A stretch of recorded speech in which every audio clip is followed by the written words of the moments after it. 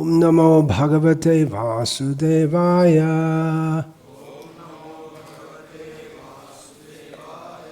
Om Namo Bhagavate Vasudevaya. Om Namo Bhagavate Vasudevaya.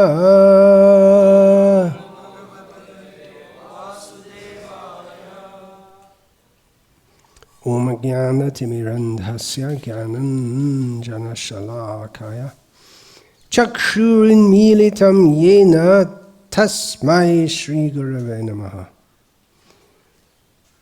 Nama Shreshtham Manum Api Shatiputram Atra Swarupam Rupam Tasyagrajamurapurim Maturim Goshtavatim Radha Kundam Girivaramaho Radhika Madhavasham Prapto Yasya Pratita Kripaya Shri Gurum Tam Natosmi Vandeham Shri Guru Shri Ataf Padakamalam Shri Gurun Vaishnavangscha Shri Rupam Sagrajatam Sahagarna Raghunatan Vitam Tam Sajivam Sadvaitam Savadhutam Parijana Sahitam Krishna Chaitanya Devam Shri Radha Krishna Padan Sahagarna Lalita Shri Vishakhan Vitamscha.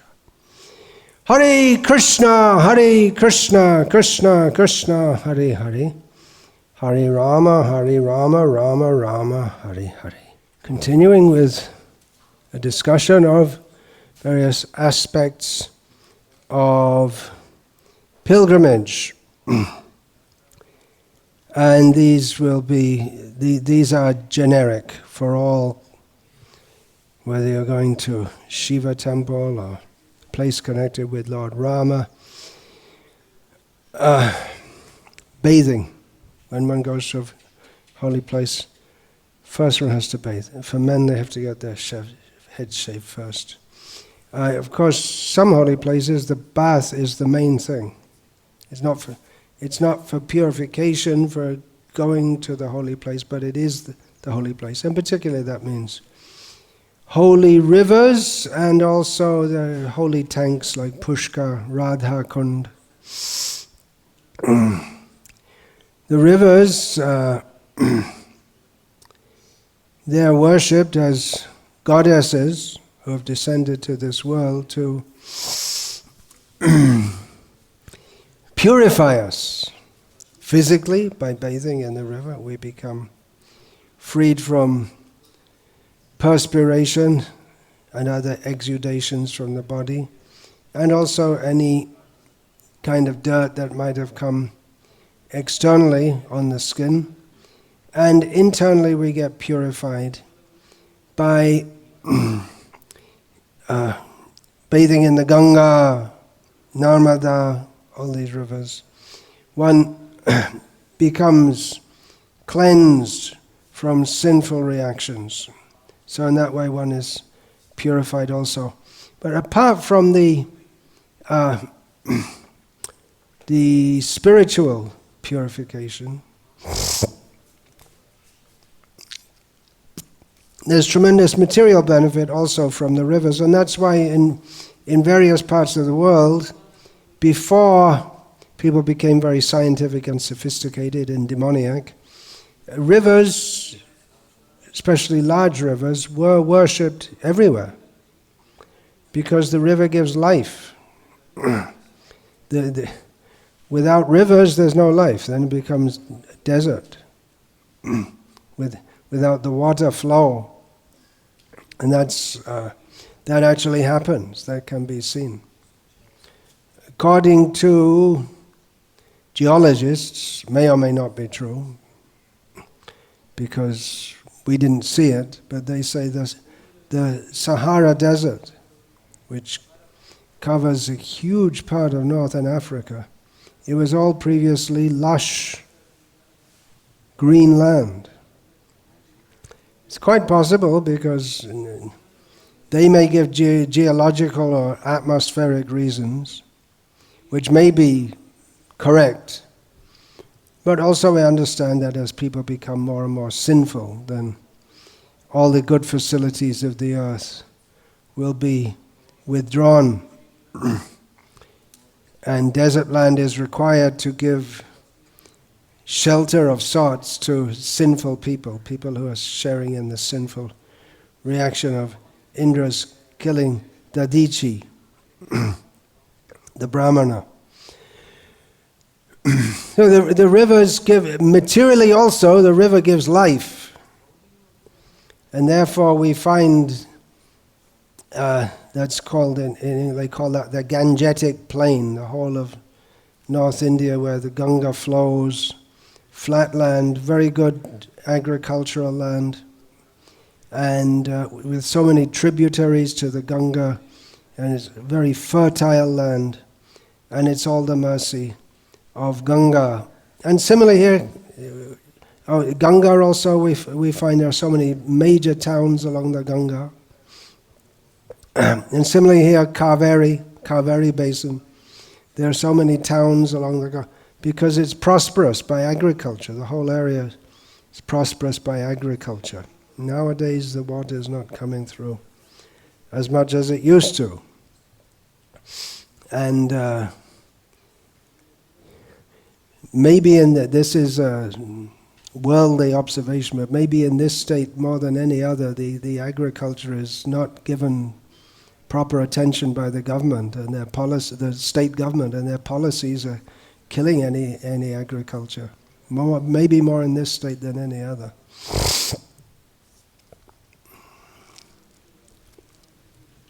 And there's also not getting the Kaveri water as much as they want from Karnataka. Anyway, they could do other things also, like growing ragi instead of rice. Anyway, so we can see that how much the rivers are essential. There's Charnakya says, do not reside in a place where there's no water supply. It makes sense, doesn't it?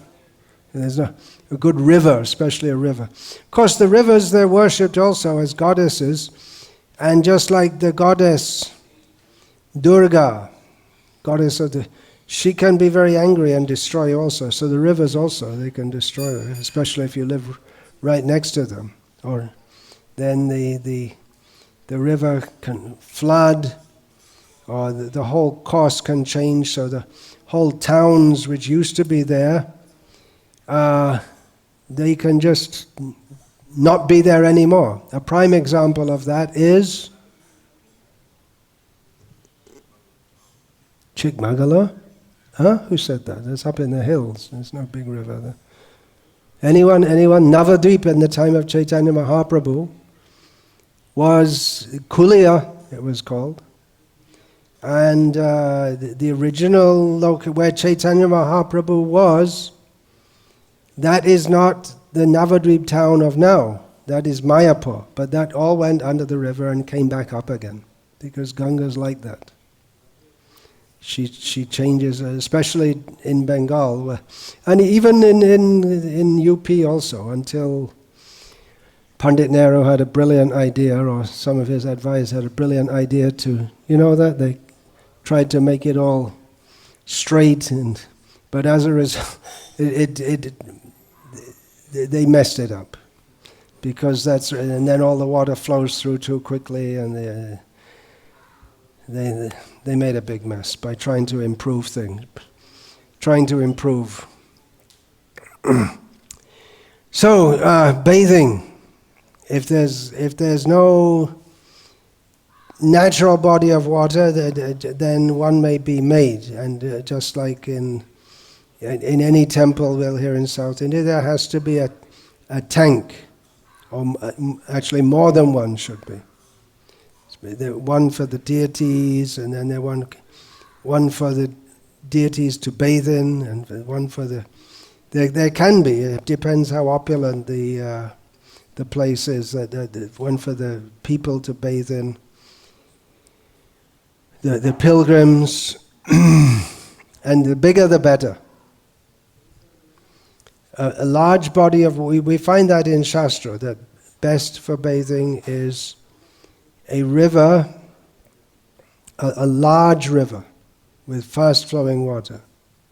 And that can be understood, because if it's going slowly, then things, any impurities will tend to stick around. They may even eddy and come back again.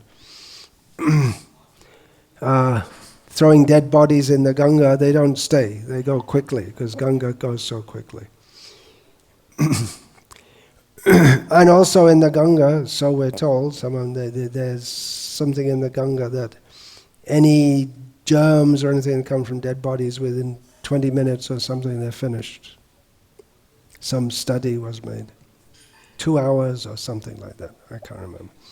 So anyway, by the fast flow, it's very purifying, even physically. And then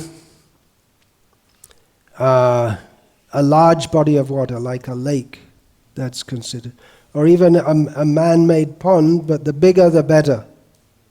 And you can see the water remains pure if you have a large body, large in area and deep also.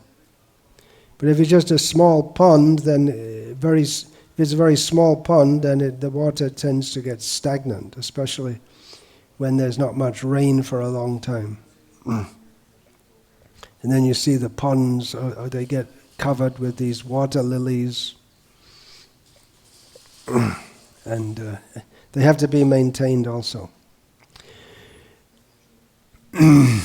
So bathing is essential. Nowadays people may not do all these things because they're in a hurry. The whole concept of Tirtha Yatra has changed. It's expanded exponentially thanks to the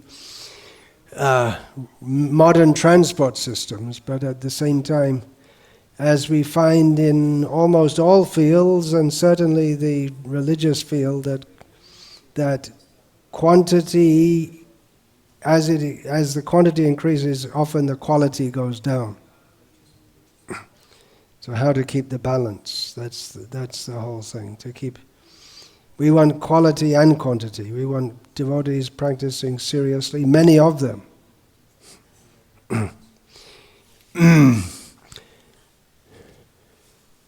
So, that's required in a holy place. Actually, even to enter a temple, one should bathe. Actually, when I joined, that was it. That was the standard. Everyone had to bathe before entering the temple, before the morning program, obviously. But then if you went back later in the day, I'm not talking about the pujari, I'm talking about everyone. That used to, I don't know how I was told that when I joined, and I used to follow it, but then I don't think anyone even thinks about that now. At least the feet should be washed before going into a temple. I think the first time I saw it in Patna, there's a big Hanuman temple. It's new, it's built in the 1980s, I think. Just outside the station, because there was a big masjid came up, and then the Hindus built a big Hanuman temple there. And they have a system, there's always water flowing, so you can't go at the entrance, so you can't go into the temple without washing your feet. It's automatic. And they all find that in different places, but that place I remember is very good, because it's flowing water. In other places it doesn't flow much.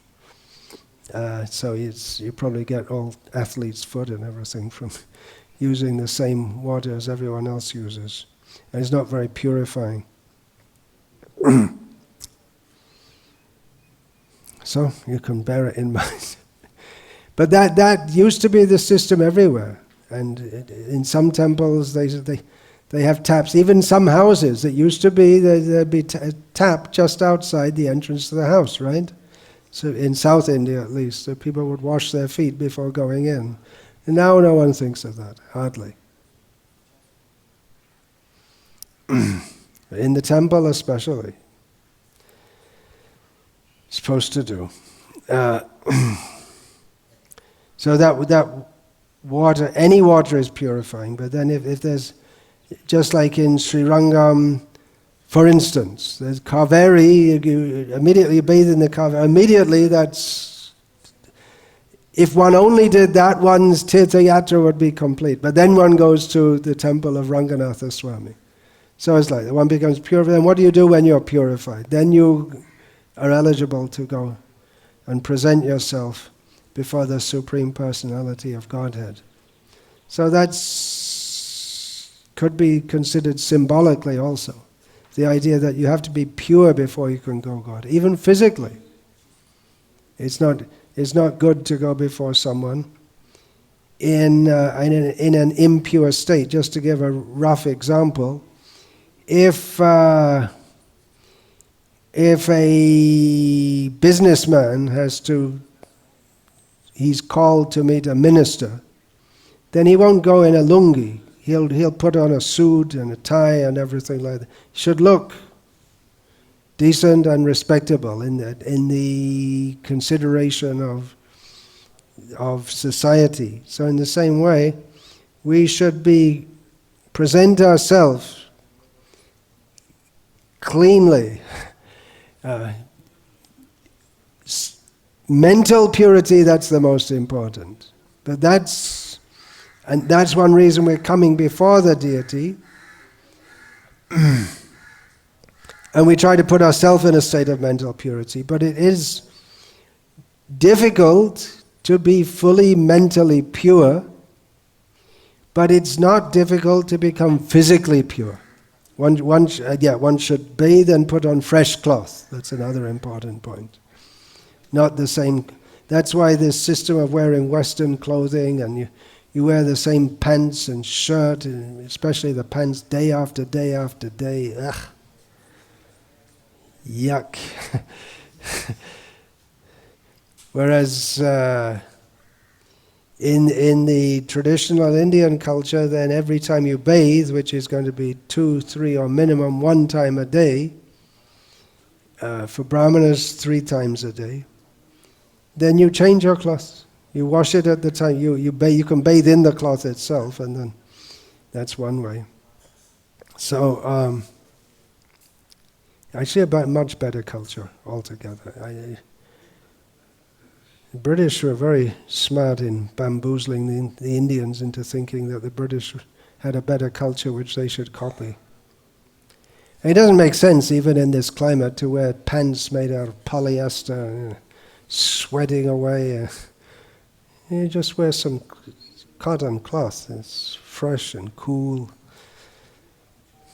Anyway, so water for purification. When one enters a holy place, and even the bathing in various tirthas. If you bathe in the tank, in the temple, the idea is that you become cleansed from sin, at least for that time. Then it's not just physically, but you become cleansed from sins there. Then you can go to see the Lord. Don't go without that.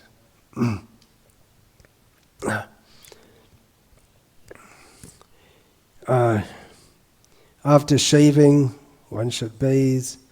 After pollution comes from if there's a death in the family, a birth in the family, or the women once a month, then you have to bathe.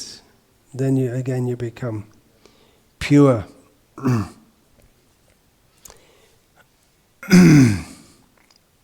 That's essential. But nowadays people don't do. Yajna, for people who could afford to do it, or those who knew how to do it, that means the upper caste people, or mostly the people who go to temples, especially the Brahmanas, they may perform yajnas in holy places, and especially some holy places are considered most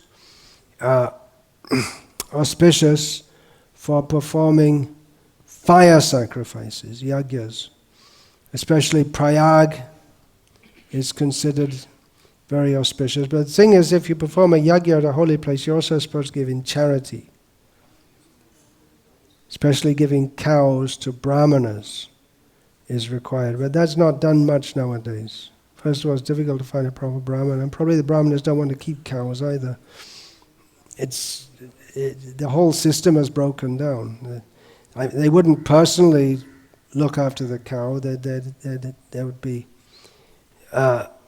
people who do that for them. So now that whole culture is gone, and it's coming more and more. They don't even allow cows in the cities. They're becoming so modern in Bharat today.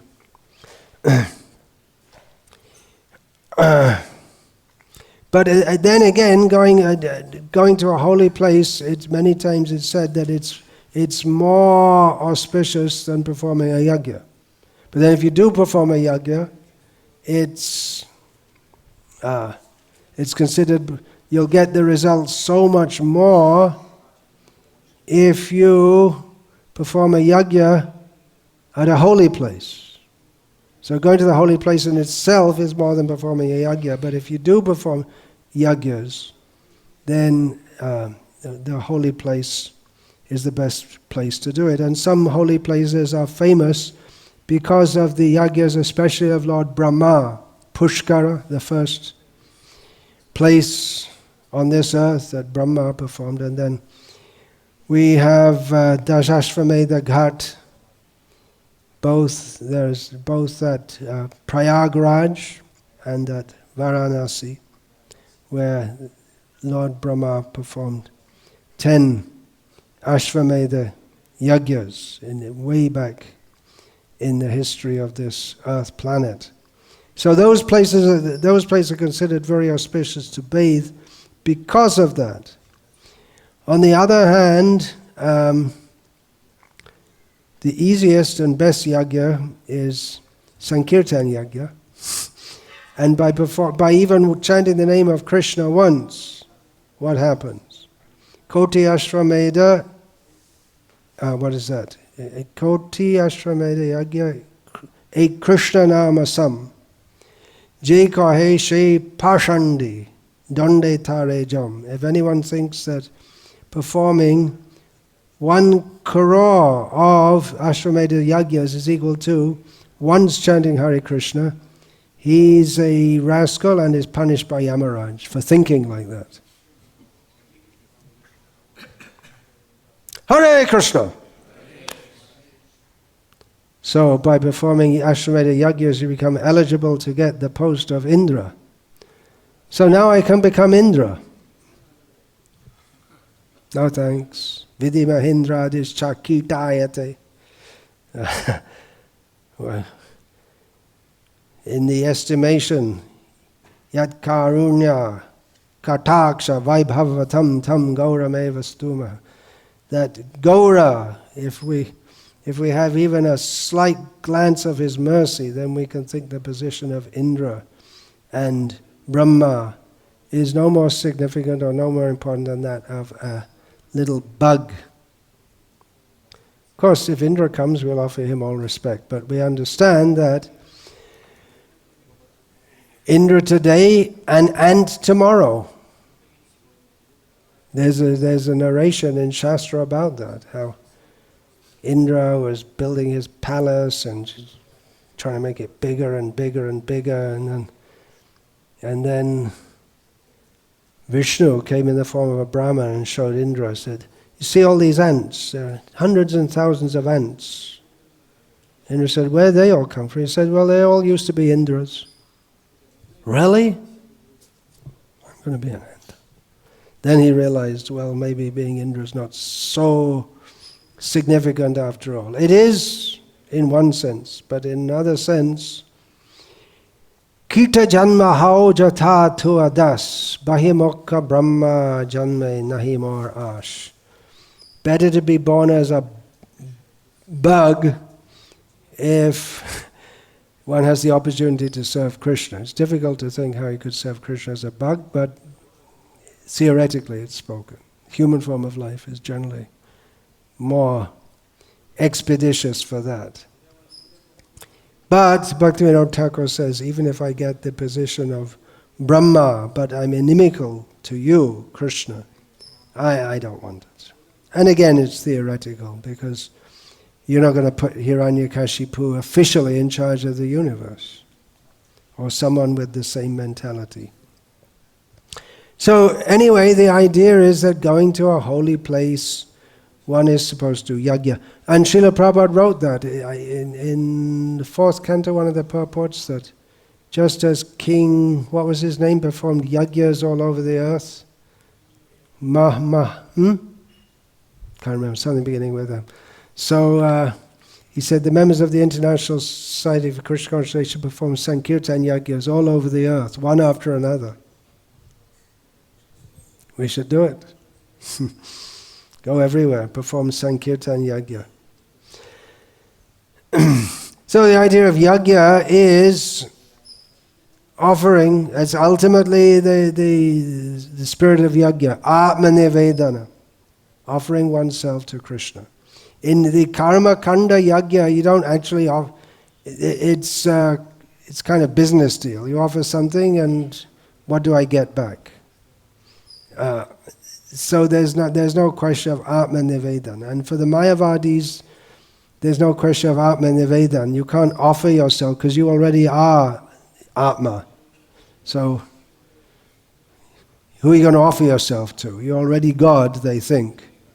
So who are you going to offer yourself to? That's why that Chaitanya Mahaprabhu says this by this Mayavad, the Savior Sevaka Bhav, the feelings of the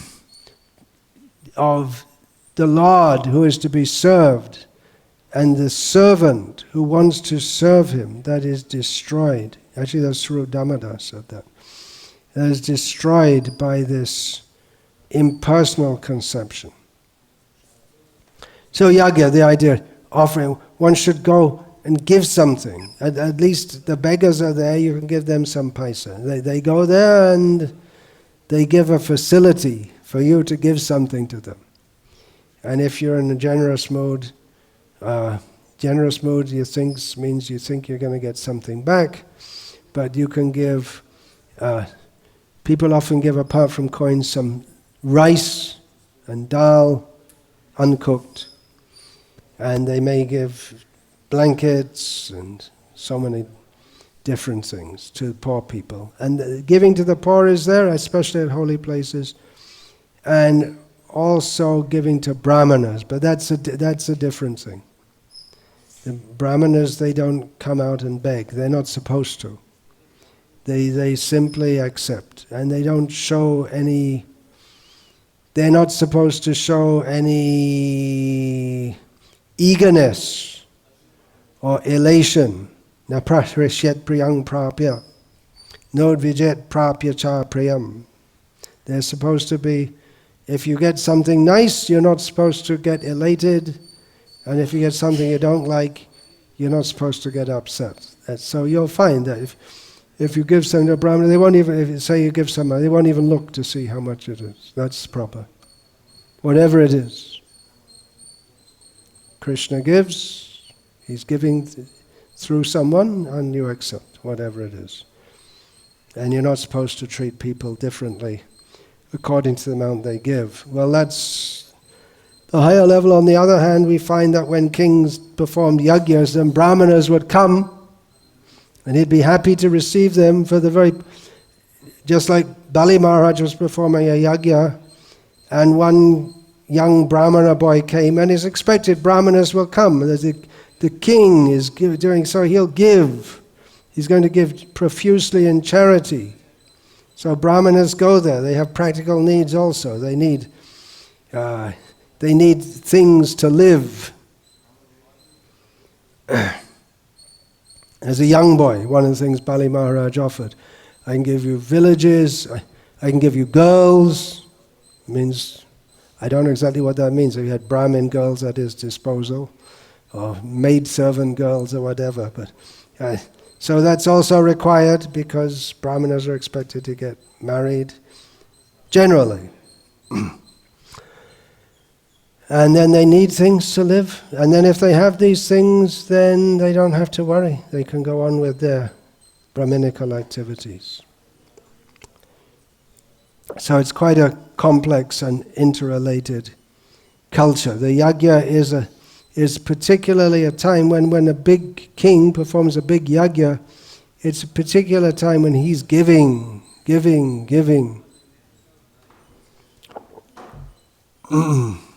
Everyone has to offer, especially the king does.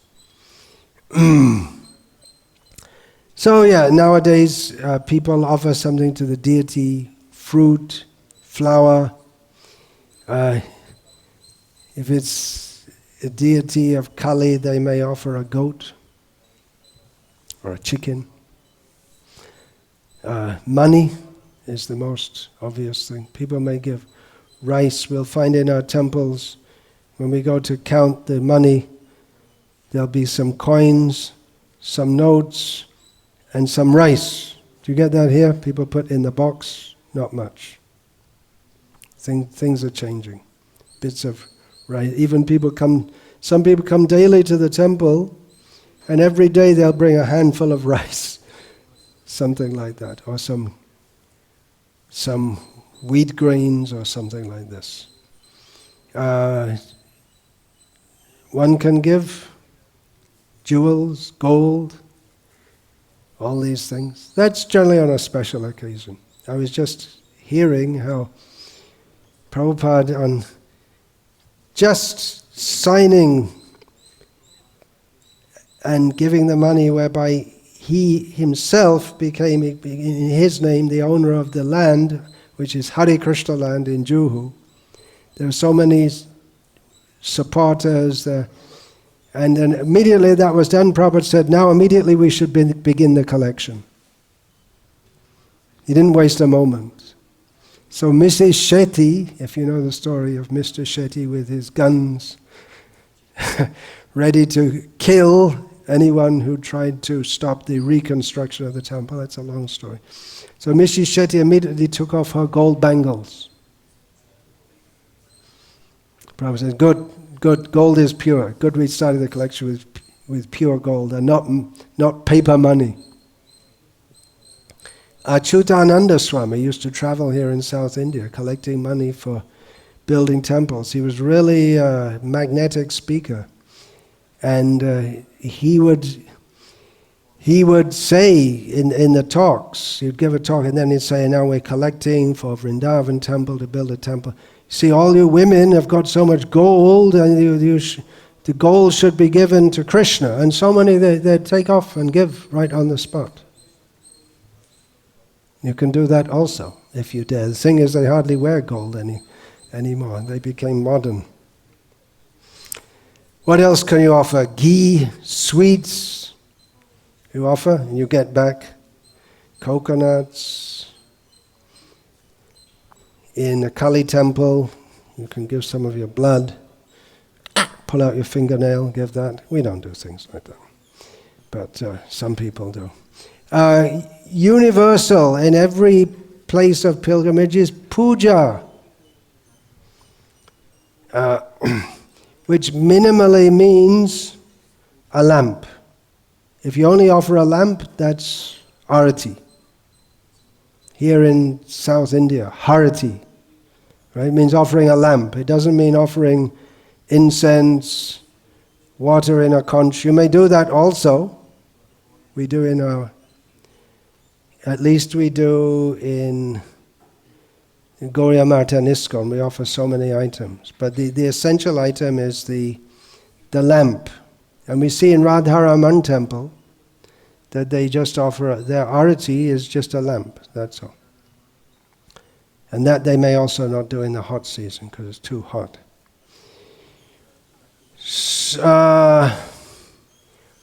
Lamp, flowers, these are offered, and they're always clockwise. Whether it's Shiva temple or Shakti temple or Krishna temple. So that's a standard thing. And everywhere there'll be incense also, maybe not directly offered in an arati, but they'll be put there.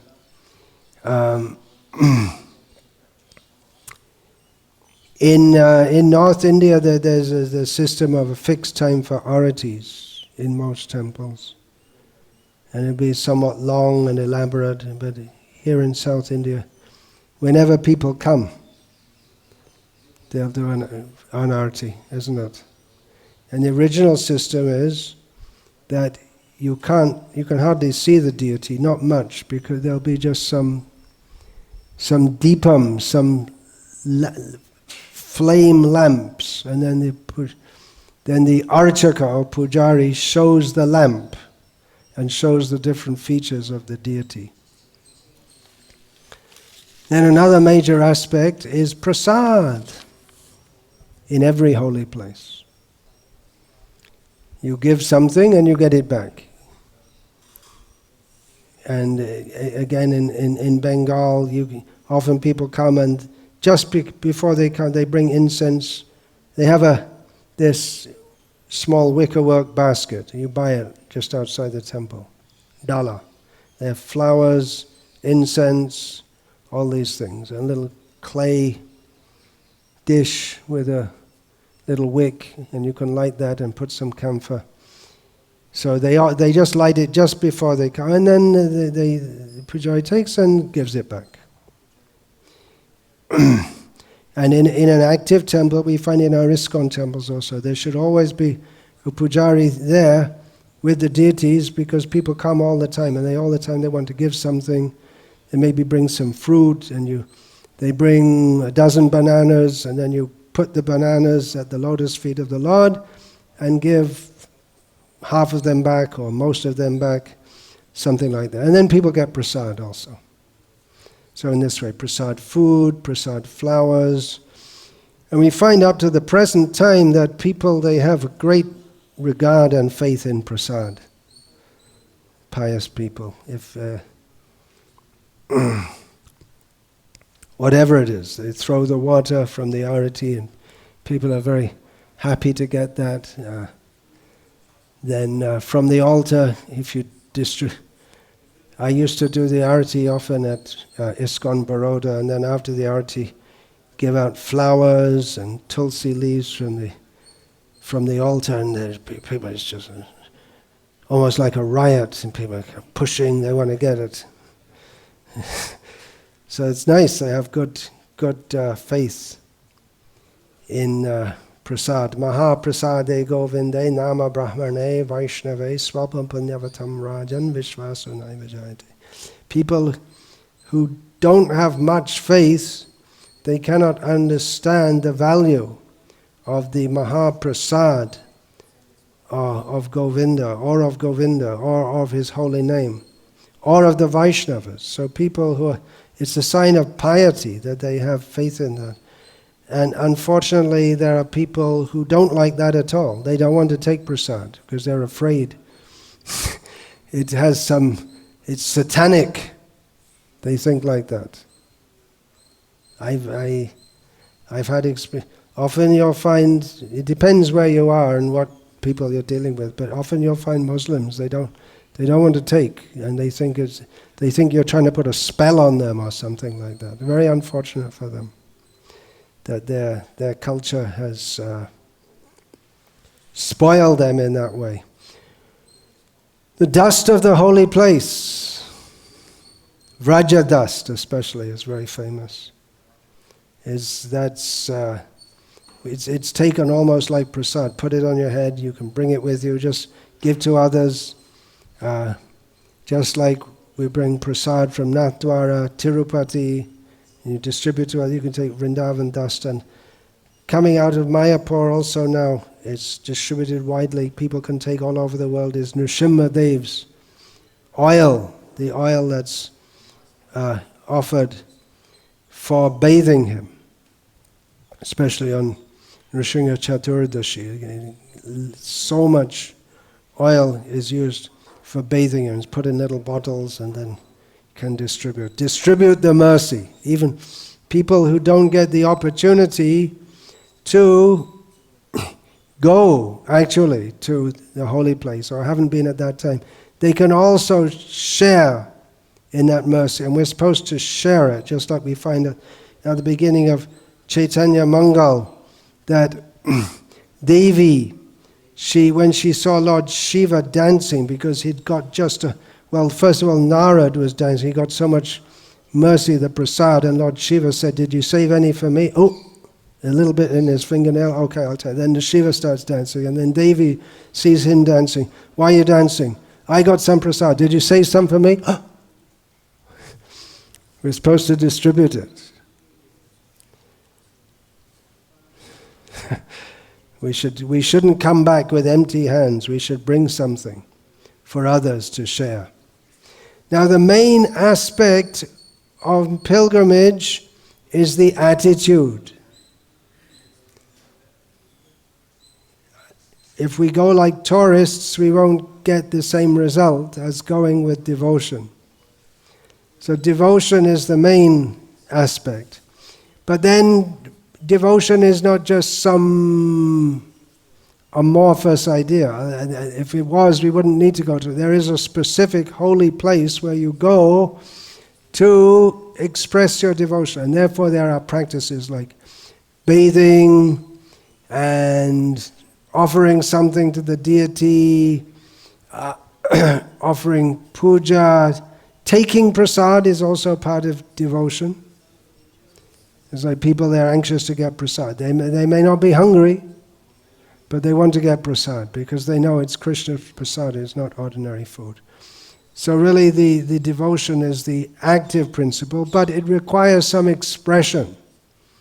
It's not that we just sit and meditate and think, love, love, love, radiate love. But love is specifically for Krishna. Or we may say that, we put our faith in different deities. So it's a specific thing. The Mayavadis say that you worship a deity and then that's a tool for advancing, and then afterwards you don't need. Then there's a special form, and afterwards you go Vishesh Rupa, and then you become Nirvishesha. Then you go beyond all that, but we don't accept that. That's Prakrita Koryamani Vishnu Kolebor, Vishnu Ninda Nahi Iha Upor. Chaitanya Mahaprabhu, speaking with the Mayavadis of Varanasi, told them that to think that the form of Vishnu is something material is the biggest offense. So anyway, next time, Krishna willing, I'll speak on more about the attitude in pilgrimage. We've still got a long way to go. This is quite a long session. More than halfway through my notes, but still quite some way to go. So we're having a virtual pilgrimage here, as we're all... Why do they call it lockdown? They should call it lock-in. Lockdown gives the idea like you're clamped on the floor and you can't get out. Lock-in would have been a bit more polite, wouldn't it? Anyway. Hare Krishna. We want to get tied up at the lotus feet of Krishna. That we want. Krita punya punjaha. As the result of many, many lifetimes of pious activities, we can get the opportunity to play with Krishna like the cowherd boys. Vancha kalpatarubhyascha kripa sindhubhya evacha patitanam pavanebhyo vaishnavebhyo namo namaha. His Holiness Bhakti Vikasa Swami Maharaj